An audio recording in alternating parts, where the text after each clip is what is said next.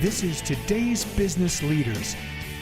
Actionable advice from real-world professionals. And now here's your host, Gabe Arnold.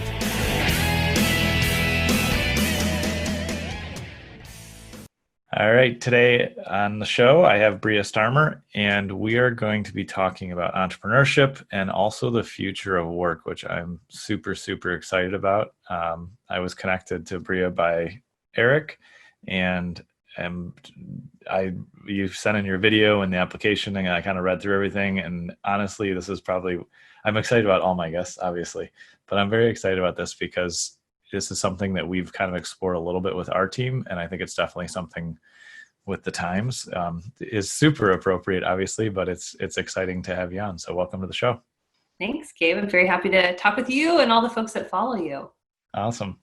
So I always start the same way so we can kind of get a little bit of a picture of who you are. When did you first realize that you're an entrepreneur? Well, I've seen you ask this question to people. Okay, so I was thinking about my answer. I think entrepreneurship as an identity is so different than like the behavior associated with being an entrepreneur.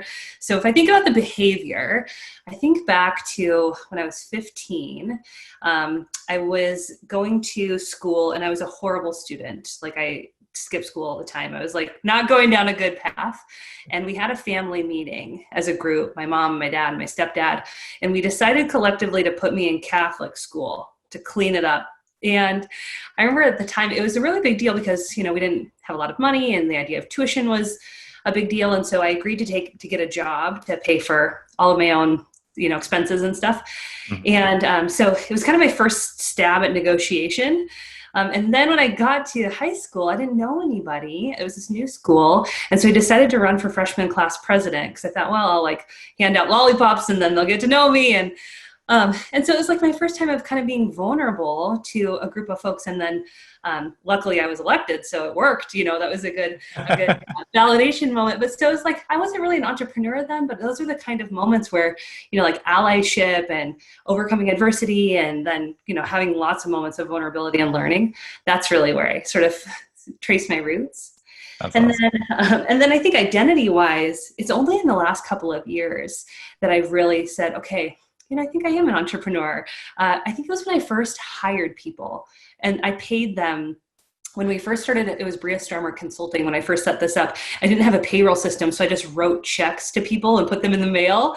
And like, those were the moments where I was like, oh, this is kind of a big deal. And now, Gabe, I have, in the last 2 years, we have created enough economic opportunity that we've given $3 million away to people who work at Lions and Tigers. So now I definitely feel the identity of being an entrepreneur. That is awesome. Very, very cool. And yeah, I think that's a pretty interesting approach. And I would totally agree with you that that's an entrepreneurial move to basically sell everybody at your new high school on the idea that you are cool and they should hang out with you. That's what it sounds like to me. So, I mean, I tricked them all, but it worked. That's awesome. So, Let's talk about what you do at Lions and Tigers, and that's an amazing accomplishment to support that many people and have that that big of an organization. Talk to me about what you do and what the mission is, because here at BME we're a fully remote team, and people have often asked me like, oh, is it different or is it harder? Or they ask, and for me, it was a natural evolution, and I've kind of retrospectively looked at it and said, oh, maybe we did that right, maybe we didn't, whatever the case may be. But I would love to hear just what you guys are about and what direction you're moving. Sure. So Lions and Tigers is a future of work consultancy. What that means is that we help brands and organizations bridge the future of work with new and different kinds of employment talent search opportunities. And so maybe I'll step back and tell you kind of how this started, if that's okay. Okay. So I've had a long career in enterprise and startup and digital marketing. I've kind of been a student of different business models.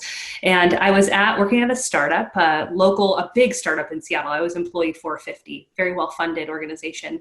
It was there that I thought it was a good idea to start my family. So 6 weeks into my job there, got knocked up with baby number one. And when I was 7 months pregnant with my son, I was laid off from that company, along with 20% of the company that day. And so I found myself like waddling down the street trying to find a job. And I really realized some of my greatest fears in that moment. I was unhireable. I was discriminated against. I was excluded from the workforce. And so the only thing I could do was consult. I was like, well, will you at least hire me as a 1099 freelancer to do some work for you? Mm-hmm. And so I landed 3 clients. I billed 60 hours a week for my whole 3rd trimester to save up enough maternity leave for 11 weeks off with my son. And so that was just a transformative few months for me. Mm-hmm. And when I came back from that, I decided to come back into consulting intentionally. I said, I'll give this a go. I'll give this like freelancer thing a go. Mm-hmm. And I started building these like part-time projects. I did 25 hours here and 10 hours there. And it was a beautiful life. Like I got to say yes to the right kind of work. And I felt so much freedom and validation from my own self that I felt really called to share that. To share like what I had learned and this practice I had learned. And so there was one day, Gabe, where I was sitting with my kid and he was like laying on me and we were taking this little nap together. And I felt so much gratitude for what I had been able to build that I felt like I needed to start a company to help other people do it. So Lions and Tigers was born that day. I didn't know then that I was also going to get pregnant with my 2nd son. So I built a baby and a business in 2018 and prepared to bring another kid into the world and started to bring on consultants and started to teach them this way of work. Mm-hmm. And so what we offer is that we break apart these traditional work archetypes into part-time projects for people. And then people can ramp up or ramp down as they need, as the seasons in their life change. And we think of these as lifelong relationships. And so we currently have about 55 people who are consulting with us, mostly part-time. And we help brands access this talent they wouldn't otherwise have access to. So it's really a win-win on both sides. That's incredible. That's awesome. What has been the biggest thing of breaking down the traditional models? Because that's something that I've, done probably just being a rebel mainly, but I've done that. And then after being a rebel, I've done it intentionally because I see so much inefficiency and things that just don't work. And like there's so much faster ways and better ways to do the work. And there's better ways to treat people, which is more important to me than the work in a lot of senses. But what have you guys run into and what has been kind of the discovery there where you realize, just because we've done it this way for a few decades, here's how we can re-engineer and make it a better win-win. Totally.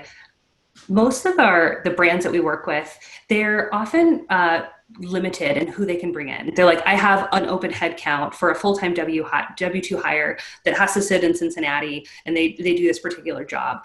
Right. So, or they'll say, I can hire a consultant full-time to come in, or I can hire an agency of record to come in. So these are kind of the traditional archetypes. Mm-hmm.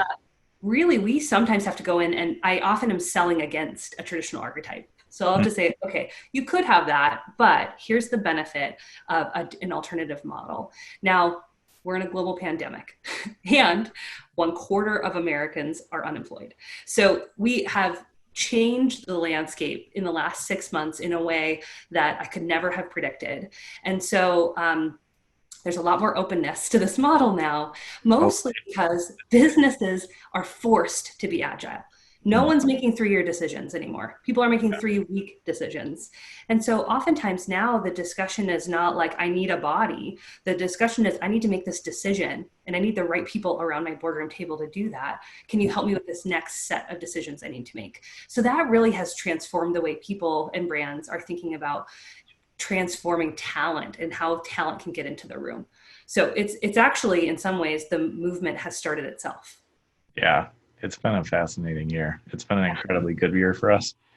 Yeah, glad to hear it. Which is good. And obviously it's been a crazy year and there's a lot of people going through a lot of different things. But I do think that this is a tipping point on many, many fronts, not just on the health side of things, which obviously we want everybody to be safe and healthy and recover.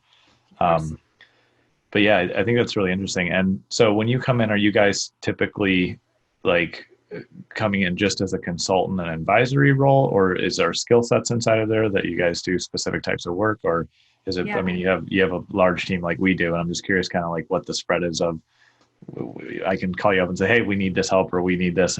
Give me some practical examples or some of the projects or things you guys have been really proud of that you've done. Totally. People call us for three main things. One is the full marketing stack. So end to end, we think through like go-to-market, messaging frameworks, brand work.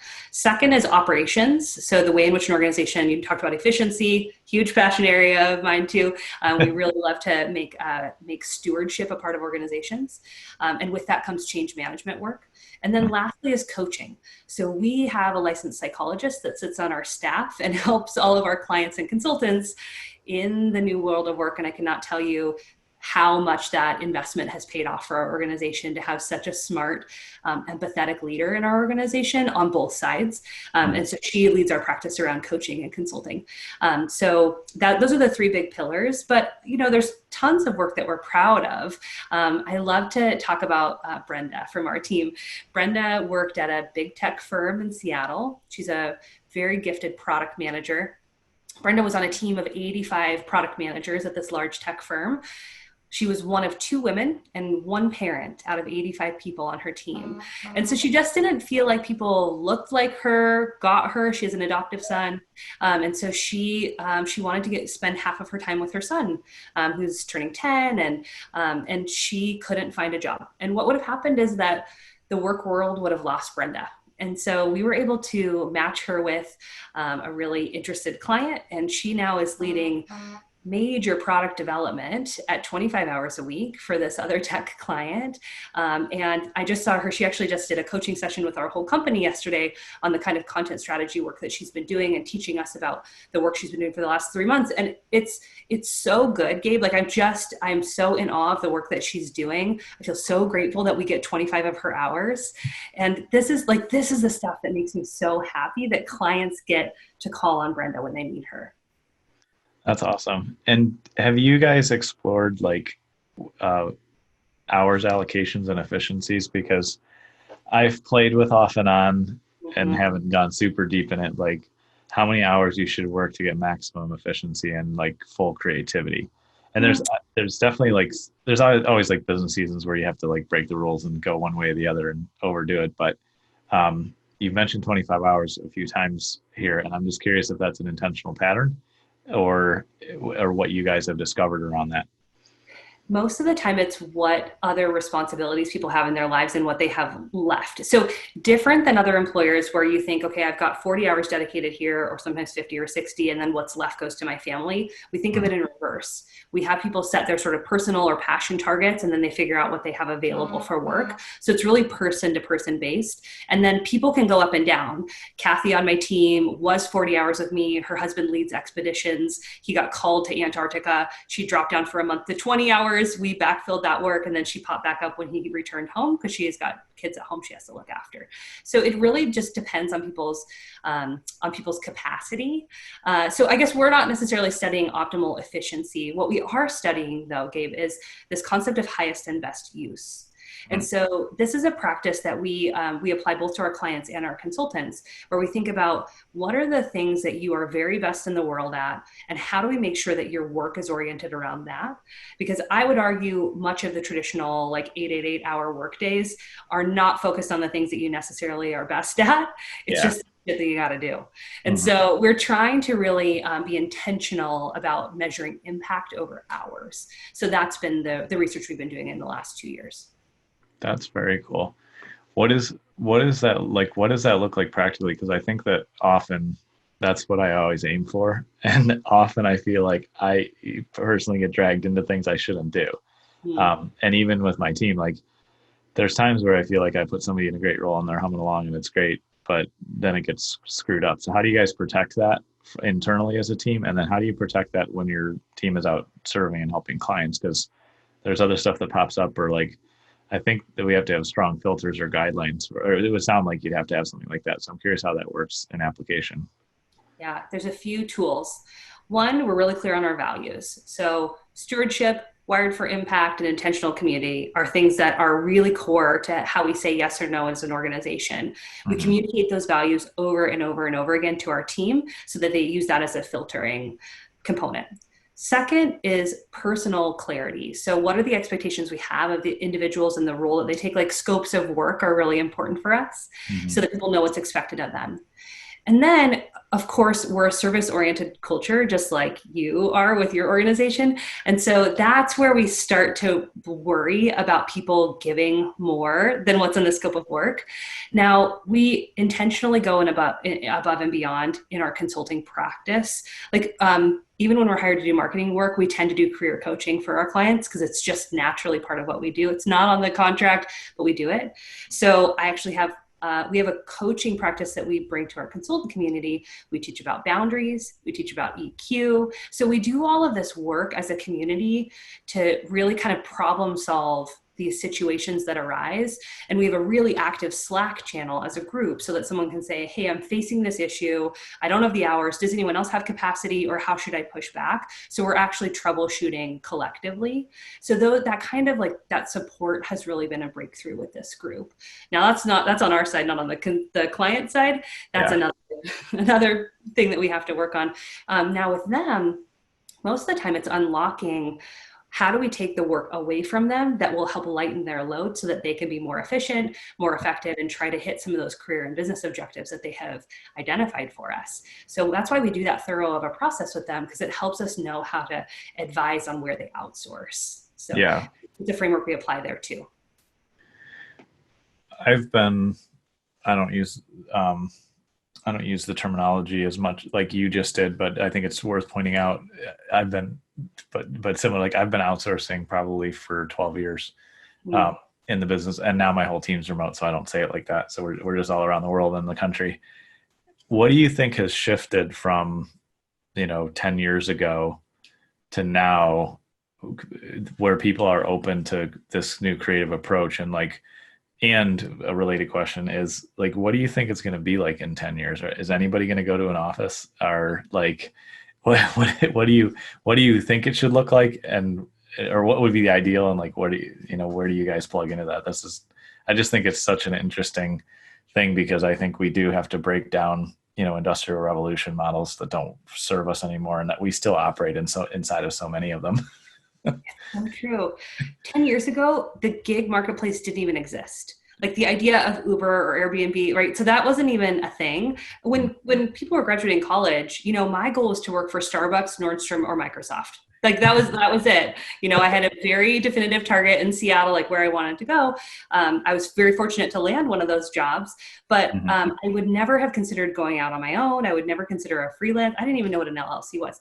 Now, predictions are that by 2027, more than 50% of Americans will be freelance by choice.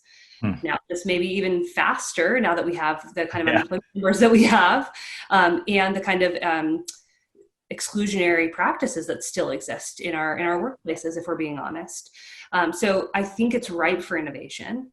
And technology is really coming along in such a way that you can have these completely remote asynchronous teams that can now stay connected and do work collectively, even if they never go into an office together. Now, to your question, I hope we still go into offices. I don't need a big fancy office, but man, it's really hard to replace the in-person work that we do together, and in-person events too. I mean, I've been doing a lot of webinars, and it's just not the same. And the technology is getting there for sure, but until they get, VR really figured out, I'll still want to be in person sometimes. Yeah, I was watching Westworld earlier this year, and I was like, we're probably not that far away from most of what's in here. Not creepy. I know. Creepy. Yeah, no, and I definitely missed in-person stuff, like event-wise and things like that. I think I got rid of my office 4 years ago because I stopped going there. And it was only for a few people that were local to me. I've seen remote work dramatically increase efficiency. And I'm curious, when you're working with your clients, are you guys distributed, or are you all local to where you're at? We've been remote from the start, so we were built that way. We built our tech infrastructure that way. But when we can, if we're local to a client, we'll go in. I mean, the power of hallway conversations is just hard to replicate. So when we can, we definitely go in person. But we have been remote, since March, and we probably won't see each other until spring if we're lucky. So we have been we've been operating this way, and it's been just fine. Totally. I mean, much of my team is their parents. So we're 77% parents and 75% women. So we have a lot of caretaking responsibilities in my community. And so being home with children is a whole nother topic of discussion for how we're surviving all of this. But generally, yes, it has made work more accessible for more people. Now the caretaker crisis is a whole nother debate. Yeah, I mean, my partner Rachel and I, we live and work from home, and so it's like we're used to that. But having to do the schooling on top of that was its own challenge, and I'm super grateful because she stepped in and handled it and worked, with his, remotely with his teacher and everything. But man, what a dramatic change it's been, and I often wonder, like, if we'll go back. How much of the workforce will actually go back to in-person stuff, because I've talked to so many clients and they're like, we're more efficient now than we were. Like, we were forced to try this experiment, and it worked, and it's more efficient. And I'm just, I think it's really interesting to look at models that just never get disrupted because they've worked or they've kind of chugged along, and then something like this happens and we get to open our eyes to really great things. Like, now I don't have to explain to some of my clients how to use Zoom. Everybody knows how to use Zoom finally, like, things like that. And re-engineering how to make a great impact with your work instead of just logging hours is very interesting to me. It's something we always look for, but I don't know if there's that type of mindset or focus around it as much as there should be. And so when you go into work with a client, and you're looking at how to raise their impact and you're trying to make a big impact, give me some examples or stories, or like, what do you walk through with that? Because there's plenty of organizations that I've worked with and consulted with, and they're not thinking that way. They think like, this is the process and this is how we do it. And nobody's ever said, why, like a 3-year-old, right? Which I do that all the time, and I'm not, I did that as a kid, but what does that look like, and in like breaking that down and then transforming that for people? So we have developed a strategic planning process that really has helped unlock that for us. When we started as a company, we're pretty tactical. You want a white paper written, you want a go-to-market plan built, but we've realized the kind of opportunity that comes with consulting in a really deep fashion. So we've really gone from transactional to transformational work. And so in order to do that, you have to do some of the strategic planning practices. And like I said, we're not necessarily planning for 3 years, but we are trying to align goals to an organization. And so we use an OKR practice, objectives and key results, made famous by John Doerr. So we have a number of certified OKR coaches on our team. And that's been a really good tool for us to be able to have a common language with our clients to say, what are we going after and why? And then how are we going to measure it? Because so much of work is left without measurement. And I don't mean like, what are all of like, what's our web stats and all that? Yes, that may be one scorecard we looked at, but what is the impact we're trying to have? And as long as we can keep the conversation focused on impact, then I can use that to justify a bunch of other kinds of work that I want to influence or come off or deprioritize or pop up. So it's constantly a reprioritization against those OKRs. Not every organization loves OKRs. There's plenty of other formats for how to do strategic planning, BHAGs or whatever. But that starting with that discussion really helps us then chart a quarter at least of work that is high impact. Is that typically how far you guys are planning out? Is just a quarter to be really agile, or is that just for this season of business that we're all in? It's acutely this season. Okay. I'm just curious. I was talking to a friend of mine the other day, and he's been a part of strategic coach for a long time with, I think, Dan Sullivan. And he said that he has shifted to only focusing on the next 90 days, which is pretty interesting. And so I was just curious if there was some methodology behind that. Obviously for now, of course you have to do that, but yeah, it's not normally where my comfort level is. Gotcha. When you guys lay out a year-long strategic plan in the normal environment, not where we are now or whatever normal is, but you know what I mean? Do you typically see hitting that stuff all the way through, or is it flexible and it gets adjusted a lot? Yeah, if we're doing an OKR practice, we aim for 70% attainment and quarterly updates to the plan.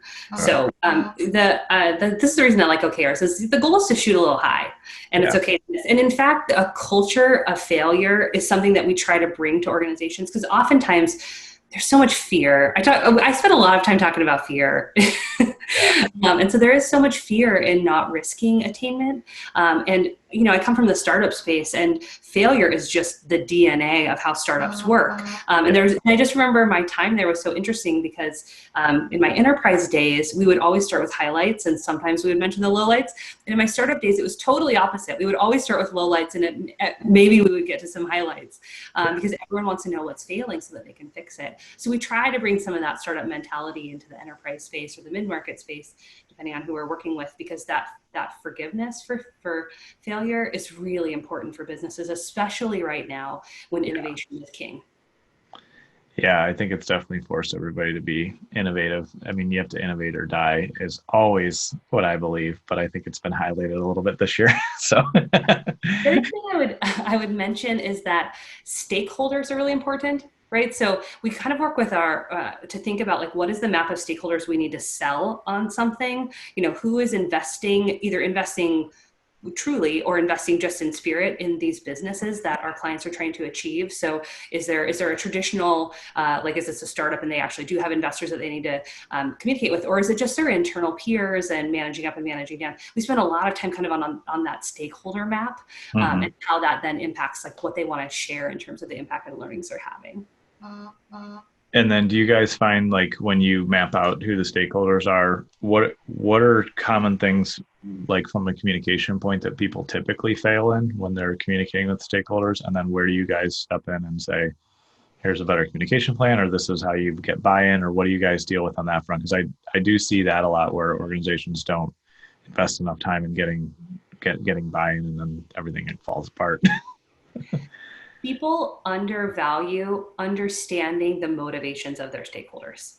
So not really keying into what it is that your stakeholders are trying to achieve. And this makes sense if you're trying to go for a new job or you're managing up or like whatever this looks like for you. If you are not acutely aware of what your stakeholders want to hear and are trying to achieve, you will never answer their questions. And where we often guide clients is to think about even these internal comms, even these little updates, status updates, that they're an opportunity for storytelling. They're a time when you can come in and say, here's the journey that we're on. Here's some examples. Here's some failures that we're having and here's how we're going to correct that. That kind of confidence in being able to share a full story builds trust within an organization so that your stakeholders know that when you come to them, you're being truthful, and it helps for added investment in the future. But yeah, I think people tend to not take the time to really think through what their audience needs. I like what you said there, like finding the actual deep motivation, because in marketing and relationships and leadership and everything, if you just stay at the surface level, then you don't connect. But if you actually understand what somebody wants, then you can move them a lot faster and a lot farther. And like with your organization, from what I understand, it sounds like you truly understand, like most of the women who are parents, like want to be home with their kids and want to make sure that they're, present there and that's their focus. And so in supporting that, you probably get phenomenal work out of them. We do. What a mother can do in 20 hours a week is bananas. Sounds like you're married to one, but it's not just mothers. Mothers are certainly who I care to serve the most, but Terry on my staff, he needed time off to go run for city council. I mean, he needed to shake hands from 3 to 7 o'clock every day and was having trouble finding jobs that were cool with that. And again, for me, I'm like, man, having Terry on our team is so worth it. I will take any time he will give me. And if he can impact our city council, I mean, come on, it's like such a win-win. And employers that don't get that, don't think about retention strategies as a part of their business strategy, it's a huge loss. And I think that when we talk about innovation, those companies will fail to thrive as we move 10 years down the road. Yeah. And the way you just explained it, I realized something simple, but I think that maybe in the 50s and 60s, what you did for a living was significant. It was very significant. And if we look at where we are now, who you are as a person and your family and all your passions is significant. It's way more significant than what you do for a living, or at least, I mean, it seems like that's the trend going that way. And so old style management, in my assumption, you would know better than me, is looking to say like, this job's important and you should make this a priority and show up during these times and do all these things, because they may still believe that that's significant. But I think the way our culture is shifting and just mobility and everything is, I mean, we've been like this for a little bit, but it just really stood out to me that work is truly just a means to an end to people now, instead of being the end, the actual thing they were focusing on. But if you align it like you just said, and like you guys are doing, then they can do incredible work and make a great impact there. And then it's equal value, or it's in line. Is that how you guys see it? Yeah, I think I've come up with the most obvious business model of all time. I've just allowed people to work part-time and do the stuff that they care the most about. And people think this is a revolution, and great. I mean, I'll take it. You can think I'm an innovator, but honestly, I really have just enabled people to be authentic and to do the things that give them the most joy, and know in my heart that one, is the right thing to do, but two, that I'm going to get out of that lifelong relationships with people. And I know that they're going to come in and go. And that's just the beauty of this thing. They're going to use me for particular seasons. And then they're going to be our client one day. And then they're going to be a thought leader one day. And then they're going to not work at all. And we're going to have like coffee in the park. And like, that's the joy of getting to do this. It really, this is not a profit focused business. We're not a nonprofit. Don't get me wrong. But that's the beauty of this time in our lives, is that we don't have to be beholden to the way that it was. We can envision a different future, and then like literally I can be sitting in a chair with my kid and think of a business and go and do it. Yeah. It's a beautiful opportunity. Yeah, that's incredible. When you first started growing your team, did you and like now it sounds like they can come and go as they please, and like you guys have figured that out. Was that just something natural that you recognized that you wanted to do, or were there challenges, or like did you have to kind of figure out what that looked like the first time that somebody started working and they're like, oh, I'm going on a trek to the North Pole, or wherever they were going, that person says it was going. What was that like to navigate that? Did you have any like old models popping up that you were trying to work with or justify, or how did you work that out? I think we're still innovating in that space, and testing a few different models. Truly, and in America and around the world, people have different tax systems. But here in America, we have a W-2 versus a 1099 model that you can opt into. And we spent a lot of time with lawyers on the various models and irs.gov, and trying to make sure that we understand the intent of those two employment models. Yep. And so we have used both of them, W-2 and 1099. We have a split among our team. We offer benefits. We offer a 401k profit share. So that was important to our community. To be honest, I didn't actually think that we would get into full-time employment. I thought everyone would be 1099. But there are still folks that need and want those kinds of benefits and that kind of tie to an employer. So that surprised me.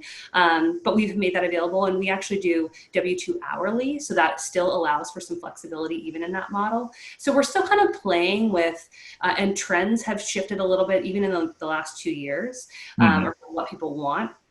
I honestly encourage people to really think about 1099.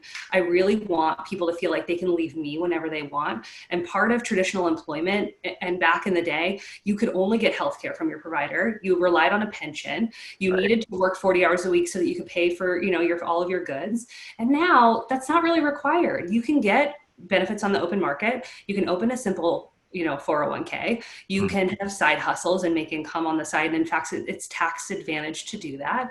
Yeah. So I want to inspire people to feel like they're portable, and that, I'm a part of their journey, but not their journey. That's always been from the start how I hope to be.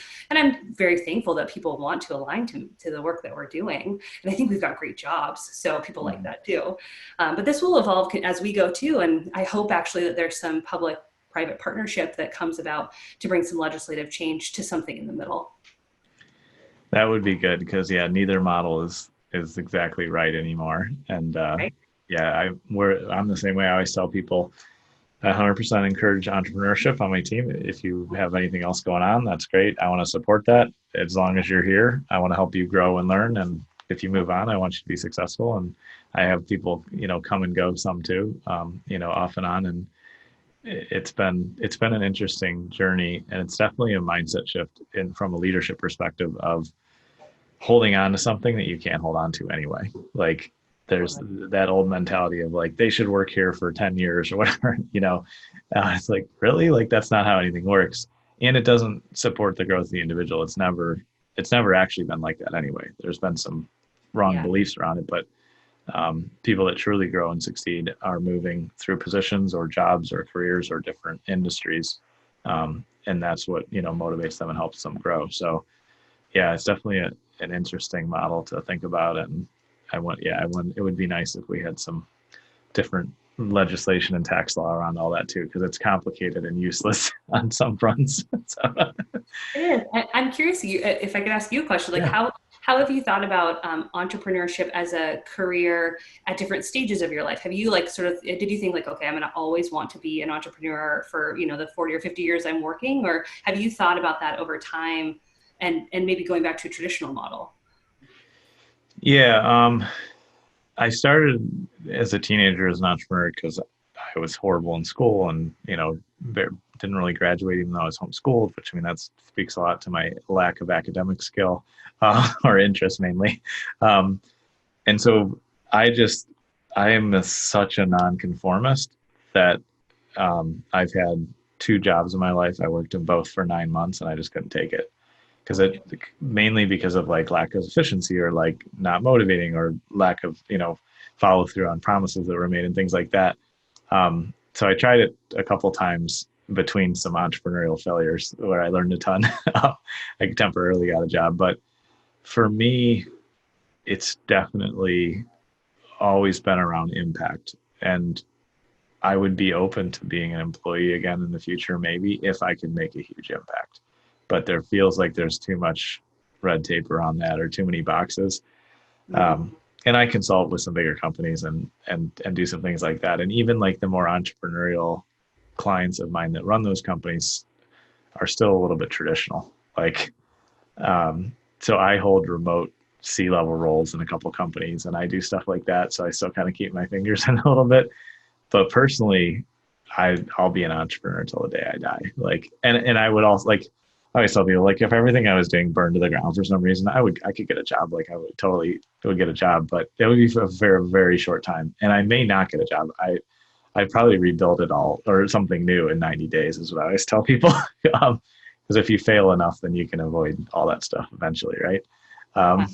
So yeah, for me, it's such a passion of mine because I believe entrepreneurship is servant leadership. And if you apply that to what you're building and how you're helping your clients and how you grow and mentor and help your team and the impact you're trying to make on your community, then everything else is pretty easy if you keep that as your focus.